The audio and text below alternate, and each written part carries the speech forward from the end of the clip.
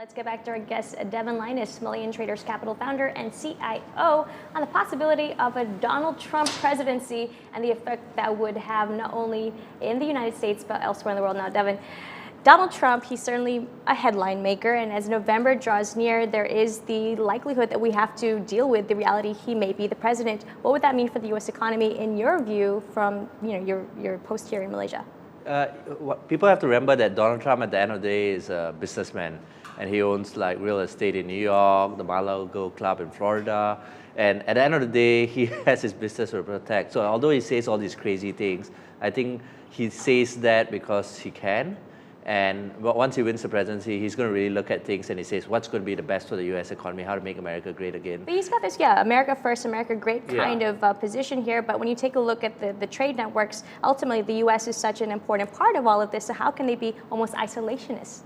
Yeah, I don't think Trump will make them isolationists. I think he will realize that at the end of the day that there's things that U.S. can take advantage of, like U.S. manufacturing. There's some advantages, like Apple, for example, moved back the manufacturing of their MacBook Pro to the U.S. So there's certain elements they could take back. They could, China and U.S. are always at war. Each people accuse each other, bullying each other. So maybe you could take a tougher stance on that. And at the end of the day, he has businesses in the U.S. He's not going to do something so stupid that all these businesses will go bankrupt. So you can expect travel to do well. You can expect construction to do well if he really is going to build a wall. But he may not actually do that. He might just say it. So at the end of the day, he does understand business. People have to give him credit in that regards. And although a lot of comments he went out for bankruptcy, if people say U.S. is in bankruptcy, maybe he can make them come out from bankruptcy too. Well, under Obama, there was an attempt to also pump prime the economy, infrastructure building, for example. But for the likes of Donald Trump, if there is going to be more of an impetus towards driving local domestic manufacturing, what would that mean then for the likes of the TPP and other types of agreements which would have given U.S. companies a competitive advantage in other ways? Yeah, so our view of the TPP, it's still pretty much in discussion paper form, right? There's nothing concrete of any benefits, or even the Southeast Asian economies that are part of the TPP, or the American economies. So it's a nice idea. It's a free trade idea. We have talks about, example, Britain having their own TPP within Europe called the Eurozone, and they are talking about exiting that. So same thing with America. The TPP, I think, is a very minimal impact to America's greatness in the world, if there's any. In terms of trade, the trade will always be there as long as you have a product and a service. And America still has that products and services that, regardless of the TPP, will still allow it to trade around with the world. Well, they have a nudge there now. As we know, Trump is not a stranger to controversy, hinting recently that his relationship with Cameron, should he be president, may not be the best.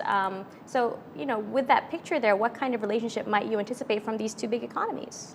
I think at the end of the day, if Trump wins, and I can give you some reasons why I think he'll win, but if he wins, I guess certain party members, he's going to be close with Putin. I think he already said that. So if he's close with Russia, probably won't be that close to Britain. So maybe he loses out on the Britain trade business, but he's going to gain a lot in Russia. So there are those plus and minuses. And I'm not so sure. I guess Hillary would be a more stable choice. But I think at this stage, the Americans want somebody different, a non-politician. So they wanted Bernie Sanders. They didn't get Bernie Sanders, so maybe they might get Trump. And who knows whether Putin actually wants Trump. But why do you think then Trump is the clear winner here? So one thing I realized when I was just following the elections is Trump is very big in New York, and he won New York in a landslide. And New York, and he is also big in Florida. He's been doing business there for ages. And he's big in California because he's a celebrity. So these three states always used to be Democratic states. And in fact, the last Florida between Al Gore and Bush was a toss-up between Florida. I have had Al Gore won Florida, Democrats would have won. So Trump may actually win New York, Florida, and California. If he wins all three, the Republicans will win, because he's going to win the middle states anyway. All right, we have some time to go until November, but thanks, Devin, for sharing your thoughts on why Trump might be the next president of the United States. That was Devin Linus, founder and chief investment officer from Malayan Traders Capital.